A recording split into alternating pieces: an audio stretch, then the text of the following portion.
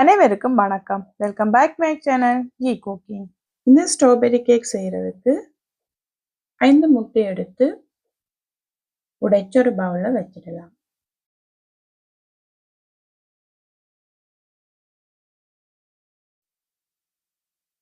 அடுத்ததா இன்னொரு பவுல்ல 1/2 கப் பட்டர் ரூம் டெம்பரேச்சர்ல இருக்கிற மாதிரி பார்த்துக்குங்க. அடுத்ததா 3/4 கப் சுகர் சேர்த்துட்டு இது ரெண்டையும் நல்லா பீட் பண்ணி எடுக்கலாம்.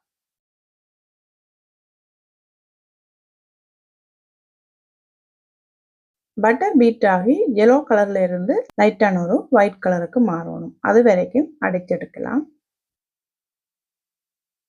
இப்போ இது ரெடி ஆயிட்டுது. அடுத்ததா இதுல உடைச்சு வச்சிருக்கிறோம்ல முட்டை, அதை கொஞ்சம் கொஞ்சமா சேர்த்து மறுபடியும் பீட் பண்ணிக்கலாம்.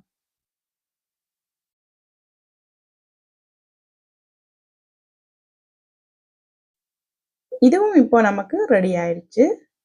அடுத்ததா இதுல 1/4 கப் மாவு சேர்க்க போறோம். அதில் 1 டேபிள் ஸ்பூன் பேக்கிங் பவுடர் சேர்த்து நல்லா கலந்துட்டு கொஞ்சம் கொஞ்சமாக சேர்த்து அதையும் கலந்து விட போகிறோம். மொத்தமாக சேர்த்துட வேண்டாம், கட்டிப்பட்டுடும். அதனால் கொஞ்சம் கொஞ்சமாக சேர்த்து கலந்து எடுத்துடலாம்.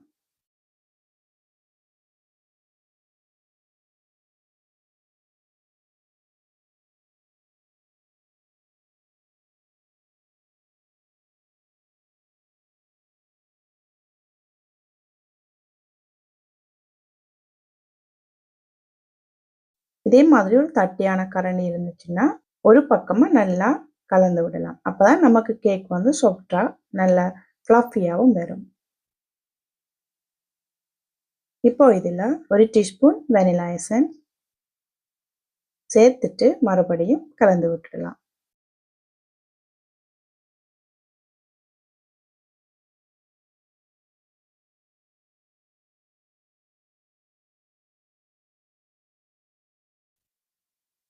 இப்போ கேக் பட்டர் நமக்கு ரெடி ஆயிடுச்சு.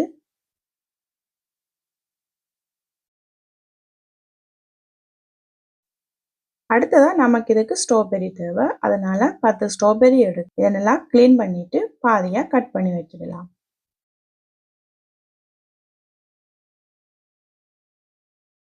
இப்போ பேக் பண்றதுக்காக ஒரு பேக்கிங் ட்ரே எடுத்து ஆயில் பேப்பர் போட்டு வச்சிருக்கிறேன். இதில் ரெடி பண்ணி வச்சிருக்கிறோம்ல கேக் பட்டர், அதை சேர்த்துட்டு இதை ஒரு தடவை ஈவனாக ஸ்ப்ரே பண்ணி விட்டுடலாம்.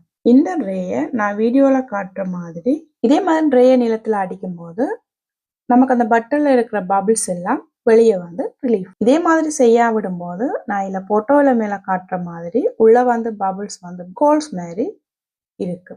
அதனால தான் இதே மாதிரி செய்ய சொல்கிறேன். அடுத்ததாக கட் பண்ணி வச்சிருக்கிறோம்ல ஸ்ட்ராபெரி, இது எல்லாத்தையும் இதே மாதிரி மேலே வச்சு அவனில் 45 மினிட்ஸ் 200 பாக செல்சியஸில் பேக் பண்ணி எடுக்கலாம். அவன் ஒவ்வொன்றும் வேறுபடும், அதனால டைம் கொஞ்சம் முன்பின் ஆகும். அதை நீங்கள் பார்க்க எனக்கு கரெக்டான டைமில் பேக் ஆயிடுச்சு. ஒரு குச்சி அல்லது கத்தி பார்க்கும்போது அதில் எதுக்குமே ஒட்டாமல் வந்துச்சுன்னா கேக் பேக் ஆக்கிட்டுன்னு அர்த்தம். இப்போ கேக் நல்லா ஆறினதும் பவுடர் சுகர் மேலே டஸ்ட் பண்ணிட்டு கட் பண்ணிட்டோம்னா சூப்பரான ஸ்ட்ராபெரி கேக் நமக்கு ரெடி ஆயிடுச்சு.